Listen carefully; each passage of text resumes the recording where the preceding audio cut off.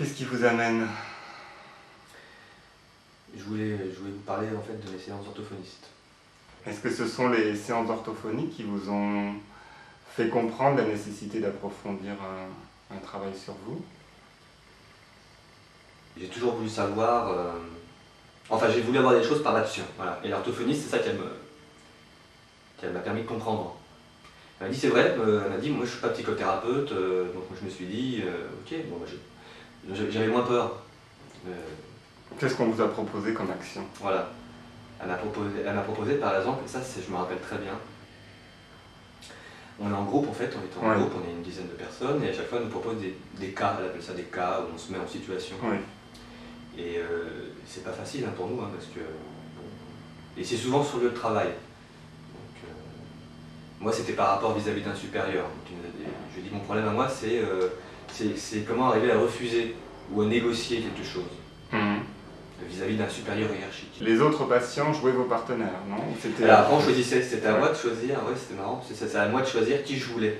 On se connaissait bien, au bout d'un certain temps on se connaissait bien, donc elle disait c'est vous qui choisissez avec qui vous voulez travailler. Donc ça c'était au bout d'un certain laps de temps ou c'était dès le premier? Non. C'était au bout de quelques mois déjà. Donc au départ c'était un groupe de parole où chacun raconte son histoire. Et elle m'a vu en flagrant délit de me mettre en état d'infériorité, d'évaluer vis-à-vis de la personne en face de moi, et cette personne n'était pas mon chef. Cette personne n'était pas mon chef direct, c'était juste un collègue, enfin un ami, enfin c'est pas un ami, on n'est pas des amis, quelqu'un du groupe. Vous voyez? Et là, elle m'a pris en flagrant délit, parce qu'elle m'a dit, tu as ressenti, vous avez tous vu. Elle m'a pris un peu, je faisais pas le malin, on était tous. Elle m'a dit, tu baisses la tête. Ton physique, tu baisses la tête, tu réponds pas, il y a eu un immense silence. Quand la personne t'a demandé quelque chose que tu n'avais pas envie de faire, tu étais incapable de lui dire que tu n'avais pas envie de le faire. C'est un de mes gros problèmes. J'arrivais à accepter les émotions qui m'arrivent dans ma vie professionnelle et pas avoir honte. Depuis quand vous avez honte de vos émotions? En fait, moi je savais pas que j'avais honte de ces émotions. Je savais pas. Ça remonte à loin? Le petit garçon avait déjà honte de ses émotions? Par exemple, moi j'étais un petit garçon, qui avait très peur. Ça fait quoi? Alors je suis le troisième enfant, d'une famille, d'une fratrie, je suis le plus petit. Donc j'ai vu passer devant la façon dont étaient éduqués mon frère et ma soeur. Et du coup je me suis protégé moi, en troisième enfant, de tout ce qui pouvait me tomber dessus au début de mon père. Mon père était l'image que j'avais de mon père quand j'étais petit garçon, là on parle quand j'avais 8 ans environ, je vous dis. 8-10 ans, et mon père il avait tendance à être assez violent. En fait, il avait ce côté assez violent. Violence verbale ou physique? En fait, les deux. Enfin, plutôt physique, plutôt physique parce que mon père il est pas issu d'un milieu très... on parle beaucoup, ou même où on écrit beaucoup. Il est plutôt... c'est un maître de l'action, c'est un ouvrier. Donc, bon, il a un peu cette maladresse là. Et donc en fait j'avais l'impression, je dis toujours j'avais l'impression qu'en fait c'est différent. J'ai compris ça moi tout seul. Qui frappait un peu sans faire attention. Mais pas pour faire mal. Mais il avait la malaise, il était costaud. Un impulsif. Ouais, c'est un impulsif. Est-ce que vous n'êtes pas le petit garçon à l'ombre des pères encore aujourd'hui? À redouter sa peur, son impulsif. C'est plus compliqué que ça. Parce qu'en fait maintenant mon père je l'aime bien. Depuis quelques années, depuis 2 ans, on se revoit. Le nœud du problème, c'est ma mère en fait. Parce que j'ai compris qu'en fait, c'est ma mère qui manipulait mon père. De quelle manière? Elle se servait comme une arme de l'autorité, justement, en fait. Ma mère est quelqu'un de très manipulatrice, très intelligente, dans les relations humaines. Et en fait, j'ai compris, grâce à ma soeur, ma soeur a failli me psychanalyser. Moi, je commence là avec vous, mais ma soeur, ça fait très longtemps. Et je sais que pour l'instant, je serais incapable de dire à ma mère que je l'aime. Mais on ne peut pas lui enlever qu'elle s'occupe du linge, à l'époque où j'en étais enfant. Elle s'occupait de la lingerie. Elle aimait beaucoup la lingerie. je vois tout de suite les images de ma mère qui dépensait beaucoup d'argent là-dedans. Ça me faisait sentir mal. En gros, ce qui m'apparaît là en vous parlant, c'est que dès qu'elle dépensait quelque chose, ça me rendait mal. Pourquoi ça vous paraissait superflu comme dépense? Ouais. Et que ça aurait pu être employé à d'autres choses plus utiles? Ça, je le dis parce qu'aujourd'hui, oui, je suis adulte. Ouais. Comme quoi? Ouais, parce qu'ils nous ont laissé tomber au moment où on a fait nos études. Après le bac, ils ont considéré qu'ils n'ont pas voulu participer. C'est ça. À vos études. C'est-à-dire qu'ils considèrent qu'avoir le bac pour un fils d'ouvrier, c'est très très bien. Ils ne se sont pas rendus compte que pour vous, le bac, c'était pas assez. En fait, je sais plus, moi j'en suis à un endroit dans ma tête où je sais plus distinguer si ce que ma sœur raconte est la vérité ou pas. C'est ça, la vérité. De sale pute, machin. Voilà. C'est sa vérité. C'est son ressenti. C'est pas, il n'y a pas de vérité universelle, il y a des vérités. C'est ça. Et la vôtre? La vôtre, je suis à la recherche. Est-ce que vous arrivez à être en contact avec votre vérité ou vous êtes tellement submergé par la vérité des autres que vous n'y arrivez pas? Est-ce que vous vous dépêchez de prendre la parole par peur d'être submergé par la il y a vérité? un sentiment comme ça. Ça, on en a parlé aussi à l'orthophoniste. C'est classique, c'est même pour ça que les gens parlent vite. Peur de ne pas avoir la parole, le petit garçon il avait la parole, le petit dernier ou pas? Il avait mot à dire ou pas? Ouais, faut que je revienne de mes souvenirs. Ou il était le dernier à prendre la parole, voire pas du tout? Il ouvrait la bouche.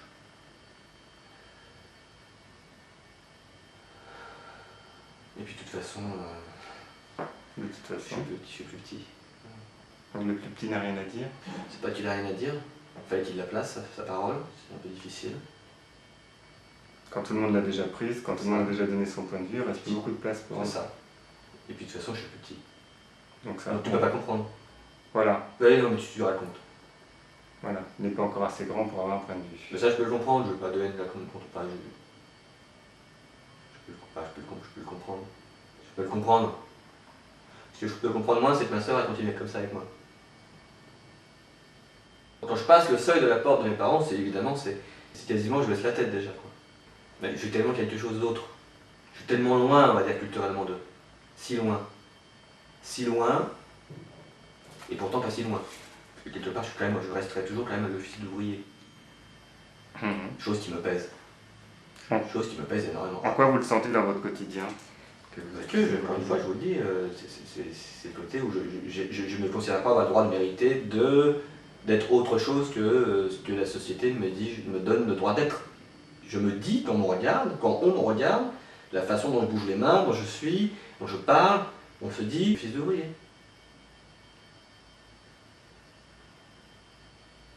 Qu'est-ce que les gens me le dis. Je me le dis. Moi, je me le dis. Vous le dites? Je me le dis toujours, je veux dire, c'est pas encore fini ça. Ça pourrait être fini, non? Oui. Mais je me le dis toujours. J'ai l'impression que je ne cesserai jamais de me le dire. Même si ça avance. Est-ce qu'il y a des côtés positifs dans le fait d'être fils d'ouvrier? Qu'est-ce que vous avez chez les ouvriers? J'aime ces ouvriers. Non, pas forcément. C'est plutôt la voix VOX politique qui porte, qui me touche moi. Et c'est ça que je porte en moi. Être un homme de conviction. C'est ça. De cette époque-là que ça rappelle. Voilà. Alors donc vous pouvez être fier d'être fils d'ouvrier? Je devrais, ouais. Ouais, je devrais. Mais en même temps, il y a un truc qui me... J'ai le paradoxe, il y a quelqu'un qui a écrit un bouquin là-dessus d'ailleurs, je crois récemment. C'est le paradoxe de ce fils d'ouvrier qui a tout pour réussir et qui a du mal à réussir dans cette France vieillissante. Je suis quelqu'un d'assez volontaire. Mais ma volonté, elle s'arrête jusqu'où elle pourrait me faire du bien, on va dire. Vous arrêtez toujours un cran avant. C'est ça. Oui, je veux dire. Pour être conforme à votre caste. C'est ça. Le labeur, la sueur, Intéressant. Jamais de vacances, jamais de reconnaissance. Je ne mérite pas. Finalement, vous êtes très fidèle à votre famille. D'avoir coupé les ponts extérieurement ne donne que l'illusion que vous avez coupé, mais vous l'avez tout sauf coupé. Et c'est marrant, c'est ce que vous dites, parce que ça se recoupe aussi avec les enfants quand je suis à l'école. Quand je leur parle, et quand je commence à être plus à l'aise avec eux, on va dire. Parce que cette fois je suis un peu tendu, mais ça va, ça se passe de mieux en mieux. Quand je suis plus à l'aise avec eux, et je commence à leur parler un peu, pas politique, mais un petit peu, j'ai le droit, hein, de conscience politique plutôt. Voilà. Et c'est vrai que là d'un coup, je suis fier de ce que je fais. C'est marrant, parce que je ne devrais pas. Alors que je travaille dans un lycée UP, du 14e arrondissement, des gens Et vous sentez... que je ne côtoierai jamais, que je n'ai jamais côtoyé. Ça, c'est le hasard a bien fait les choses. Ben, c'est très étrange. Vous avez mis en circonstance, là, pour travailler votre problématique. Vous ne pouviez pas mieux tomber. Et là, je suis le virus du lycée, ouais. Voilà, et nous dans la bergerie. C'est ça. Et là, vous vivez bien votre statut de loup. Ouais, parce que je suis honnête, en fait. C'est là où je me dis, je suis pas un tel désespéré. Je suis honnête en me disant, je resterai toujours un tel, je leur dirai jamais ce qu'il faut faire. Non, c'est juste leur faire, je te mens. J'essaie juste de leur donner l'ouverture suffisante pour pas seulement écouter ses parents. Ouais. Voilà. C'est honnête. Pour pas seulement écouter ses parents. Peut-être pour pas faire révolution, vous voyez, parce que je pourrais très bien dire, voilà, mais c'est un peu un côté, attention, bon, on n'est pas obligé de suivre ses parents, on n'est pas obligé de coller à la classe de laquelle on vient. Je me suis vu déçu, je me suis senti déçu de moi un peu cette semaine. Qu'est-ce qui s'est passé? Voilà, je vais vous le dire. Parce que je me suis énervé contre un élève. Et ça, c'est le genre de truc qui m'arrive tout le temps, vous voyez. Pas tout le temps, j'essaie au maximum de faire attention. Dès que les collègues sont arrivés à ce moment-là, enfin bon, le truc parfait, génial, tout le monde me voit en train de m'énerver contre un élève, on n'aime pas ça. Donc je me sens pas mal à l'aise, mais en fait je me dis, et je continue, hein, je vois tout ce qui se passe, hein, et je continue, je vais au bout. Je lui dis, c'est pas le moment, enfin, bref, je lui dis, c'est pas le moment, voilà. En fait, je sais que j'aurais pu ne pas m'énerver. Mais je me suis quand même énervé. Et vous l'expliquez comment de m'énerver. Ouais. Voilà. Je me suis senti ça vous énerve encore plus, du coup. De m'énerver? D'être coupable de vous être énervé. C'est sans fin. Alors c'est même plus compliqué. Je me suis senti coupable et en même temps je me suis senti bien. Ah. Ne me faites pas...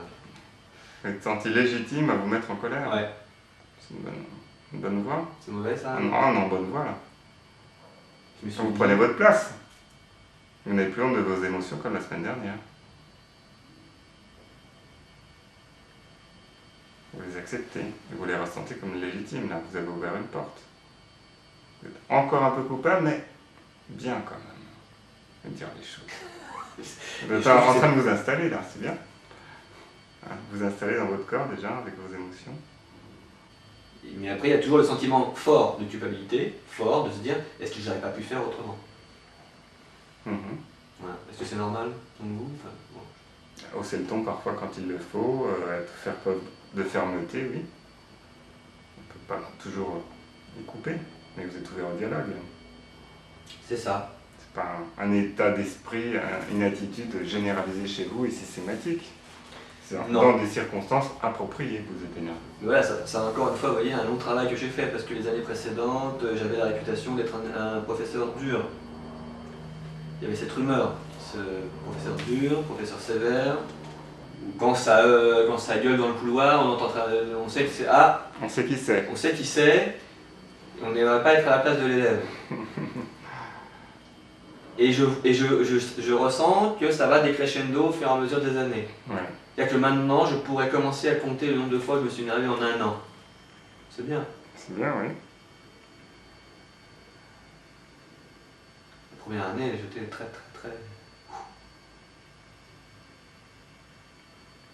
C'est parce qu'on m'a donné, aussi on m'a donné plus de légitimité dans ma hiérarchie. Ouais, on m'a donné plus de...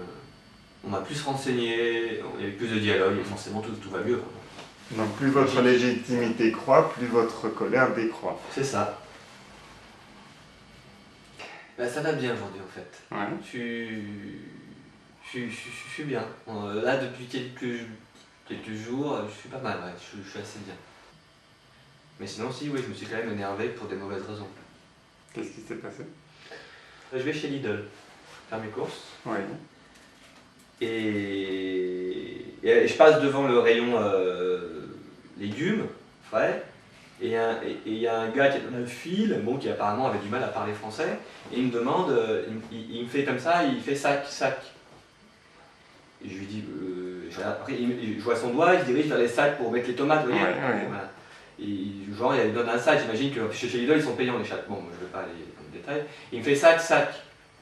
Et je lui dis, ouais, s'il vous plaît, juste. Juste s'il vous plaît. Et je vais te le donner, mais dans ma tête, ça c'était le sous-entendu, je vais te le donner, mais moi, juste s'il vous plaît. Et puis il me fait sac, sac.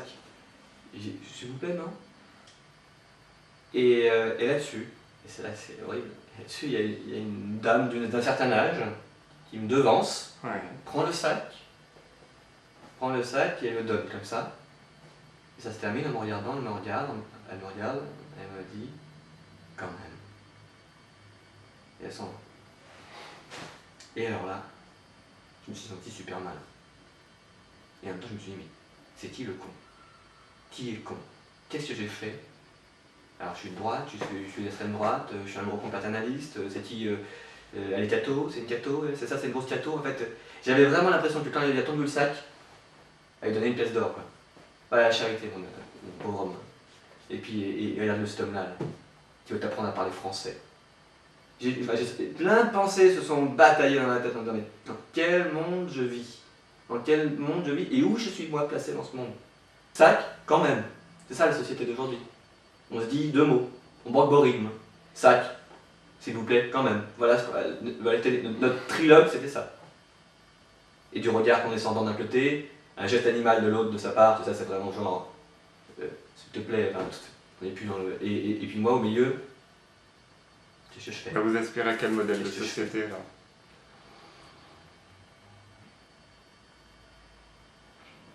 Comme je ne suis pas croyant du tout, le doute est pour moi la clé de voûte de la société d'aujourd'hui et de demain. Enfin, c'est la clé de voûte du rêve. Politiquement, si on voulait... Voilà. Si politiquement la société que je voudrais, c'est une société qui prend en compte qu'on est des êtres qui doutons, quoi, c'est tout. On est des êtres qui doutons et qu'on ne peut pas savoir. On dirait que tout vous affecte en permanence. Que vous êtes ultra concerné par tout le temps, à chaque seconde. Vous sous-entendez que je pourrais des fois me déconnecter? Non, être d'avant plus détaché, Ouais. moins partie prenant. Vous pensez qu'il faudrait que je me détache? Oui. Parce que ça vous mobilise énormément d'énergie, tout ça. Juste les voir dans leur spirale, dans leur logique. Peut-être même les regarder droit dans les yeux ou glisser une petite phrase comme ça, l'air de rien. Et les laisser libres de la prendre, la petite phrase, ou votre regard de ne pas le prendre. Ils comprendront quand ils comprendront. Peut-être qu'il faudra que 10 personnes comme vous leur glissent un petit geste pour qu'il y ait une petite marche qui... C'est ça.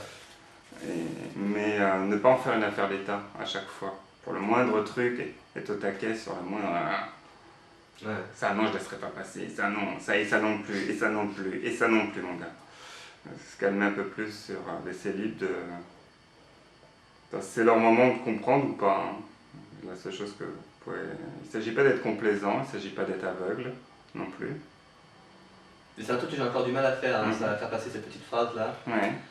Et même généreusement, parce que je pense que ça passera beaucoup mieux si c'est généreux. Si vous voyez quelqu'un dans sa spirale, vous lui glissez juste une petite perche. Dites-moi, qu'est-ce que j'aurais pu bien dire à cette femme? En fait, la première chose que j'avais envie de lui dire à cette vieille femme-là, quand elle m'a dit quand même, la première chose que j'avais envie de lui dire, moi seulement, c'était mais madame, je crois que vous ne comprenez pas qui je suis. Je crois que vous vous trompez, madame, je crois. Mais bon. Elle a interprété la scène à sa façon, chacun interprète. C'est ça, chacun a interprété, mais je crois que personne n'a la même interprétation. Et c'est ça qui m'énerve en fait.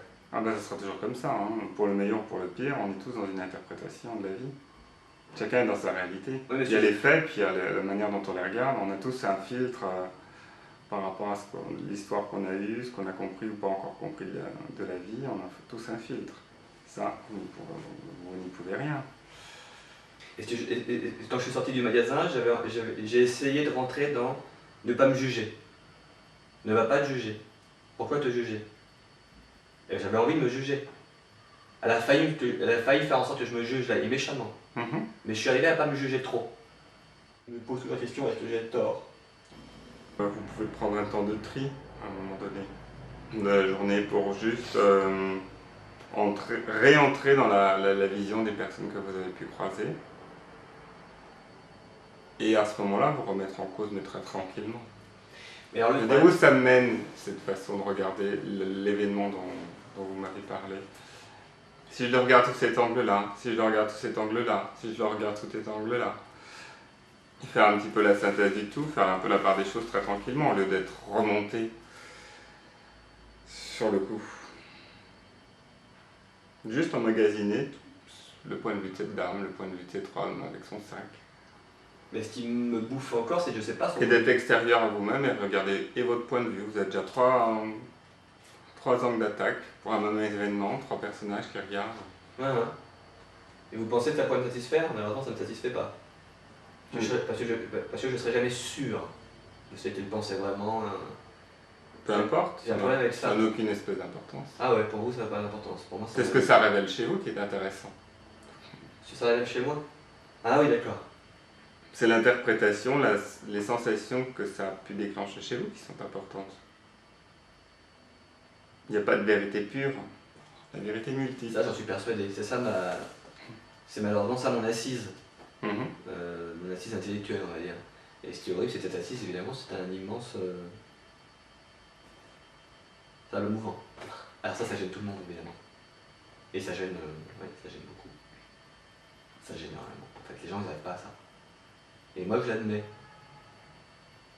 C'est pour ça qu'on est plus heureux quand on est croyant. Parce qu'on n'a pas de sable mouvement sous les pieds. On est sûr. La foi. Et moi, je n'ai pas ça.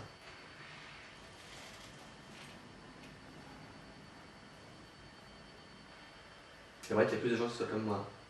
Qui aient des certitudes, voilà. qu'il n'y en a pas. Tout de suite, on peut rigoler plus, en fait. Vas-y. Du coup, la vie est plus drôle. La difficulté d'être minoritaire. Je sais pas. Je sais pas. C'est pas ça la souffrance finalement. De se sentir un peu seul, ouais. C'est plus ça qui me fait souffrir, en fait. Plutôt cette solitude, cette solitude politique, ou on peut dire ça comme ça. Et moi, du coup, j'ai peur de changer. Non, j'ai peur. Je veux dire, j'ai peur d'aller dans le non-changement. J'ai peur de me scléroser.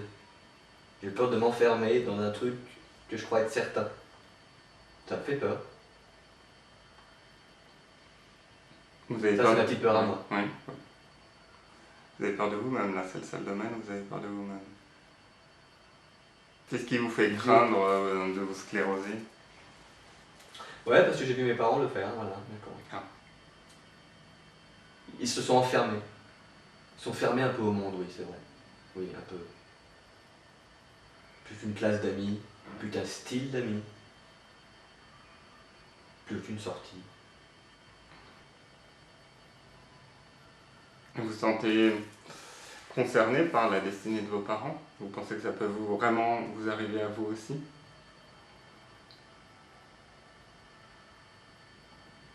Ou est-ce que vous êtes réellement différent? Ou quelque chose qui vous habite qui est... Je pense que je suis réellement différent. Mhm.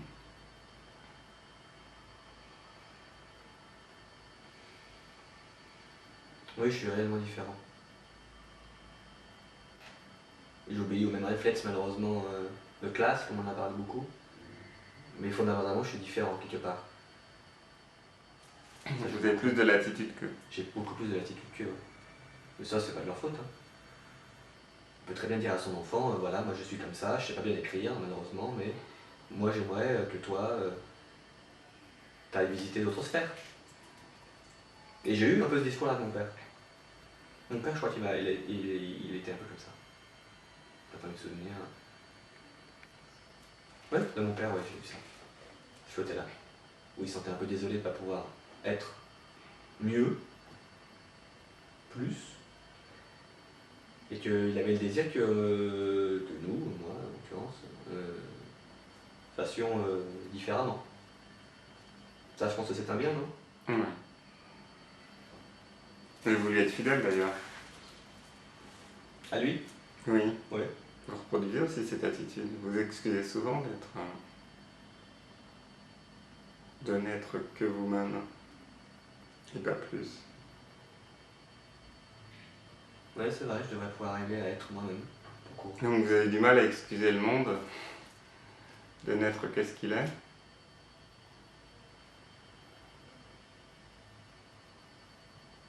C'est vrai, c'est compliqué, hein.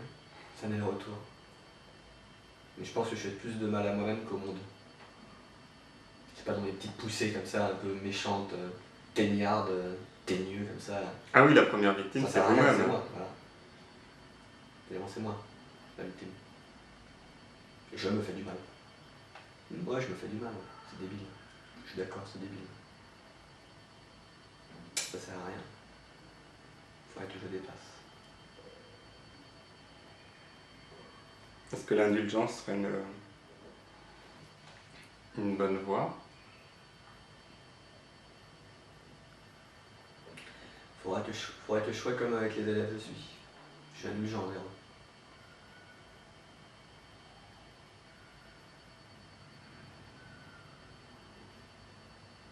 En fait, je leur accorde de la valeur. Faudrait que je m'accorde de la valeur. Je leur accorde de la valeur parce qu'au-delà de ce qu'ils font comme erreur des fois, je sens, je pressens ou je sais des fois qu'ils sont mieux que ce qu'ils viennent de faire. Donc je me dis bon, ok, c'est pas grave. Je sais ce que tu es. Ah. Vous présentez leur potentiel aussi.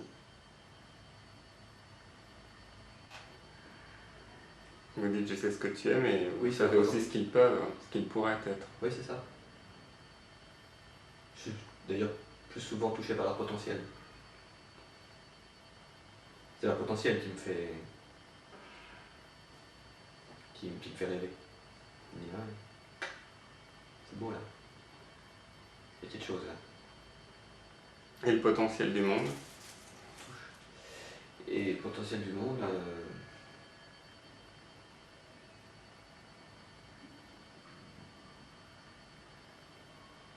il y en a plein. Je devrais dire ça. Je dirais, en tant que bon biologiste, on va dire, il y a tellement de possibilités que c'est tellement complexe qu'on ne pourrait être qu'optimiste.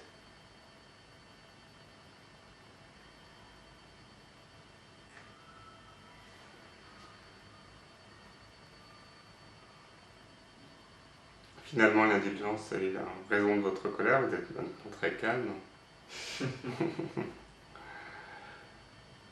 Oui.